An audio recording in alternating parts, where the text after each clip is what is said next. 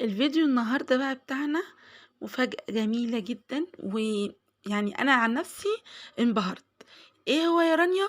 البسبوسة عملتها النهارده، بس عملتها المرة دي بالمَيّة. بالمَيّة أيوه، زي ما أنتِ سامعة كده بالمَيّة، بس طلعت حاجة ولا أروع من كده. شايفين الهشاشة؟ شايفينها متماسكة وفي نفس الوقت هشة جدًا، مجرد بس ما تحطي إيدِك عليها بتلاقيها معاكِ مرملة وطرية جدًا، وبرضه في نفس الوقت متماسكة. جميلة، جميلة، جميلة، وطعمها ما فيش أحلى من كده. وكل ده والله مش مكلفة، خلي بالك مش مكلفة. بأبسط المكونات هتعملي أحلى وألذ صينية كيكة لعيلتك والكل هيشكرك عليها. والله العظيم هتدعيلي، أنا اتصدمت من طعمها بجد ولا أجمل من كده. شايفين الجمال؟ يلا بقى عشان اللي اللي هيدخل معايا ما ينسانيش باللايك يا جماعة. أنا مصدومة قوي قوي قوي. يلا بينا عشان نشوف الجمال ده اتعمل ازاي. معايا هنا كوباية من السمنة وكوباية من المية ومعلقتين كبار من شربات تقيل أو ال- الجلوكوز، وكوباية من المية والفانيليا، وبخلطهم مع بعض على النار وبسيبهم يغلوا. لازم تسيبي المكونات دي تغلي مع بعضها على نار متوسطة. يلا بقى بنقلبهم. شايفين انا عايزه تغلي بالظبط بالشكل ده علشان الكل يندمج مع بعض. وادي معايا هنا من دقيق السميد نص كيلو، بمسكه بايدي كده، لو ما لقيتوش علم يبقى هو ده الدقيق اللي انا عايزاه. بضيف عليه نص كوبايه من السكر وبقلب كويس قوي. عايزه تحطي برضو جوز الهند، تقدري تحطي 3 معالق كبار او نص كوبايه من جوز الهند الناعمه.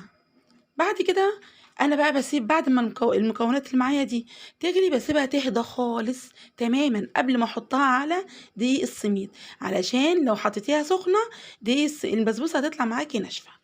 لازم تسيبها تبرد خالص تماما. وبعد كده بقى بحطها على دقيق السميد وبقلبها كويس جدا لحد بس مش بتقلبي جامد. انتوا عارفين علشان الجيلاتين ما يطلعش من دقيق السميد وبعد كده ينشف معاكي. الشربات بتاعنا زي ما انتم متعودين معايا، كوبايتين من السكر وكوبايتين ونص من المية ورشة ملح ليمون والفانيليا، وبرفعهم على النار. اول بس ما يغلوا غلوتين كده بروح جايه طافيه عليهم. ادي صينيه البسبوسه اهي، بفضيها في صينيه عندي. وانا عندي هنا كان عندي هنا اللهم صل على النبي سوداني، حطيته كده عشان يدي شكل بس من فوق على الوش، ودخلتها الفرن. واول ما بتطلع وهي سخنه على طول بنزل عليها بالشربات وهو سخن. هو كمان بيبقوا الاتنين سخنين. شايفين؟ بعد كده شايفين بتشرب ازاي؟ مادام بتشرب معاكي الشربات كده يبقى كده البسبوسه بتاعتك ناجحه مليون المية. وبروح جايه مغطياها حوالي 10 دقايق، ما تزوديش عن 10 دقايق، بس تشرب بس الشربات. وادي الجمال بتاعنا. شايفين شربتها تماما ازاي؟ اهو زي ما انت شايفه كده. انا البسبوسه دي كانت مطلوبه مني ما تبقاش مسكره قوي، عشان والدتي وكده كانت هتاكل منها، فانا ما كترتش فيها الشربات جامد. وادي شايفين بتتقطع ازاي معايا بكل سهوله. الكلام ده بعد 10 دقايق. فاهمين؟ تحفه تحفه. عايزه اقول لكم مفيش احلى ولا اجمل من كده. والله العظيم كل اللي دقها من ايدي ما كانش مصدق ان دي معموله بميه. فبجد انا نفسي فعلا تجربيها. يا رب يا رب يا رب كل اللي بنزله لكم يكون عاجبكم حبايب رانيا.